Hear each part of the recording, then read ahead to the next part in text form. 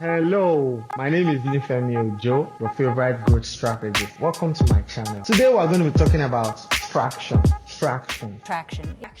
You need to gain traction. Well, it will gain traction, gain more traction. Traction. By the end of this video, you will be able to get your first 100 customers. Now, the 21st century customer is lazy, crazy, and busy. Lazy because they don't want to get off their butts. Crazy because they actually don't know what they want, and they are busy doing nothing. Does not mean they're not doing anything productive right there, but what it means is that 90% of the buying decisions they are going to make is going to come from their phone because they are always on their phone.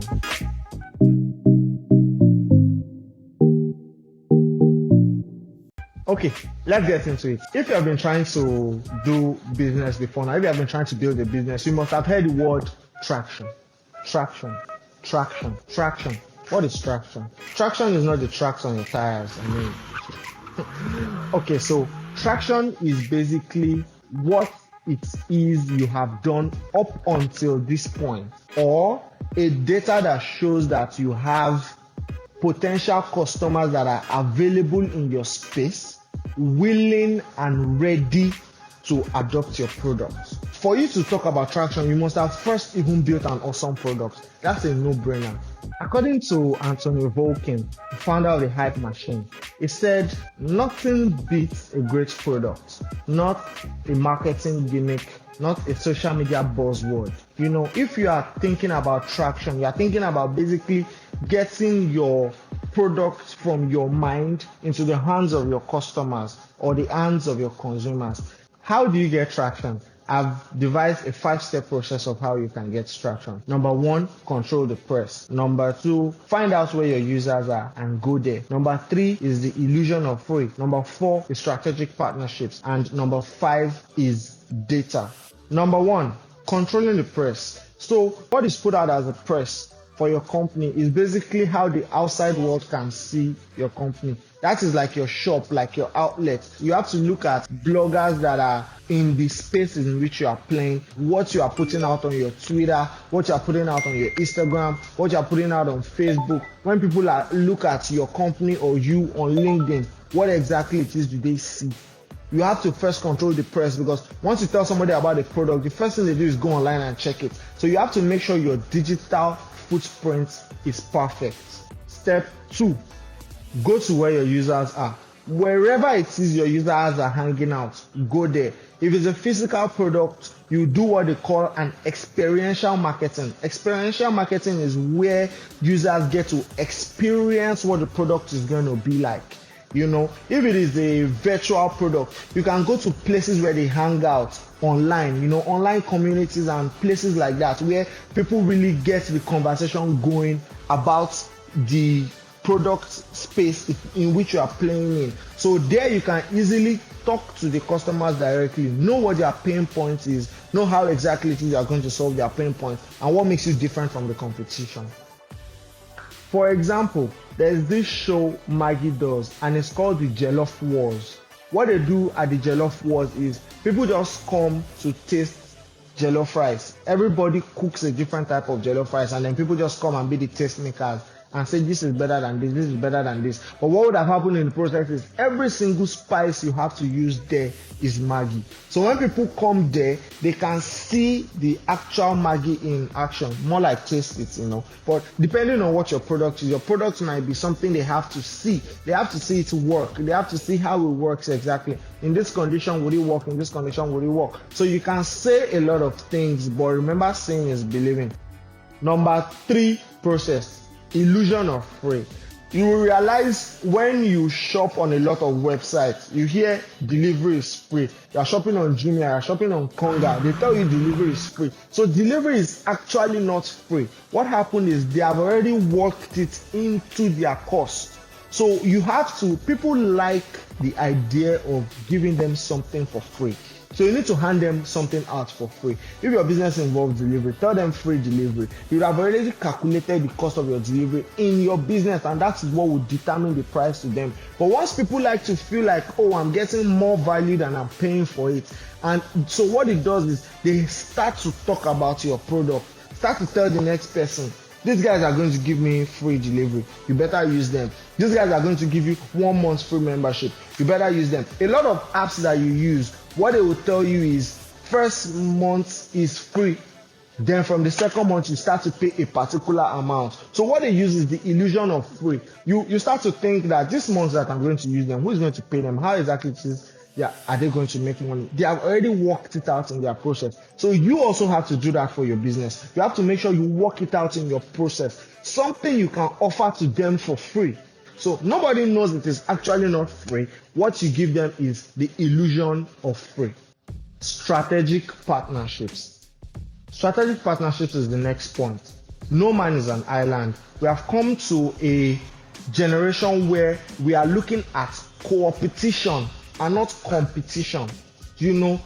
With using the concept of front end and back end. Front end basically is what you do in your business. What is your core business? Your back end is what do you have to do to make the business work. For example, if your front end is making earphones, your back end will be actual phones or devices that would be connected to these earphones. So another company that makes those devices that are connected to the headphones has their own front end as making those devices. You need the front end and the back end to completely work together in the business. So you have to look at strategic partnerships.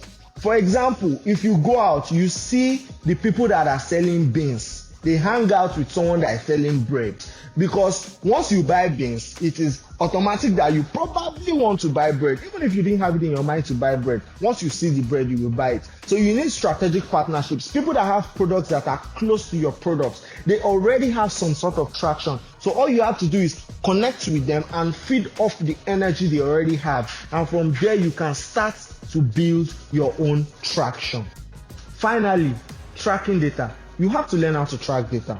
You need to understand where and how the efforts that you have been putting is yielding into what type of results. If you are talking about online ads, Google Analytics is a very good way to break it down. If it's not online ads, you can use Excel, you can use Airtable to be able to break down your processes. This is what it is we do, and this is the result we have gotten. So maybe we want to get 100 users for our product, and all our product does is sharpen pencils. So we need to know how many pencils 100 users are sharpening. Do you understand? That is going to determine how much it is we can make.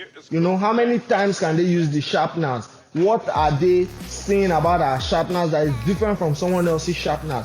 So all those things come together to track your data. You have to track your data, follow the data, understand where it is coming from, understand where it is going. It will allow you to be able to predict your future moves. Later in this video, we are going to explain 4 practical steps for you to get your first 100 customers. But for us to continue to make awesome content like this, we need you. We need you to hit the like button. We need you to subscribe. And we also need you to share with your friends. Don't hold this awesome content to yourself. Getting your first 100 customers is the hardest part. But the first part to that is building an awesome product. I said that earlier. When you build an awesome product and you need to get customers, the first kind of customers you need to look to are family and friends. So everybody has a network. Your family members each have networks. Your friends each have networks, and their networks have networks. So what you have to do is talk to your family and friends about this new awesome project you are embarking on. Let them talk to their own friends and their own family. Before you know it, word starts to spread. So word of mouth is the oldest form of marketing. Once you get people talking about your product from here to there, you start to see that people want to try it out. In the words of Bill Gates, content is king. And like I said earlier, you have to control the press. What I have for you is blog away. People underestimate the value of blogs. When you are writing a blog about your product, you are writing so many words. And what it will do for your website is it will rank you well when it comes to search engine optimization. And apart from that, when you are writing a blog about a product, people want to know about something. Let's say, for example, what you are doing is you are selling cars now, and you are writing a blog about 10 fastest cars. When people read the blog about the 10 fastest cars, they can see that the blog content came from this car selling website. So the blog is going to enable you to sell better. So I was talking about going to where your customers are. The actual word for it is the community hack. There's a place your customers are. There's a place they're hanging out. There's a place they're talking about your product. It can be Nairaland, it can be Reddit, it can be Quora, whatever it is. There's a place they're talking about your product. You have to go there. You have to hear what they are saying. You have to comment on that post. You have to start a Twitter trend. You have to start a Twitter wars. Just talk in a community of people that are already engaging in the subject you are engaging, and just try to make sure you leave a trail that leads back to you. And that leads to my last point, which is what I call the social profile. So when everybody is trying to find out about you, the first thing they do is go and check out your social profile. You have to create your social profile in a way that they link to each other.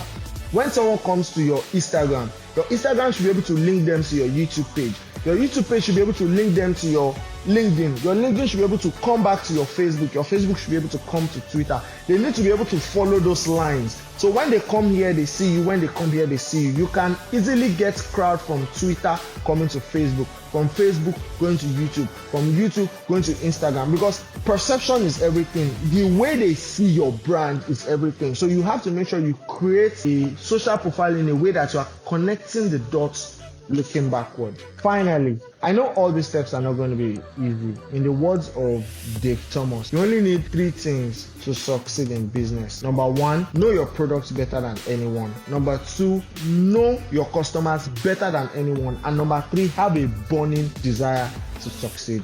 Thank you very much for coming to my TED Talk. If you feel this content is awesome, please kindly share with your friends. And please, for you to share with your friends, it means you liked it. So let it result in actual liking. Please like our content and subscribe so that we can continue to make more videos like this. And if there are videos that you want us to make for you, please kindly tell us in the comment section what kind of videos you would like us to make. Thank you very much. Have an amazing day.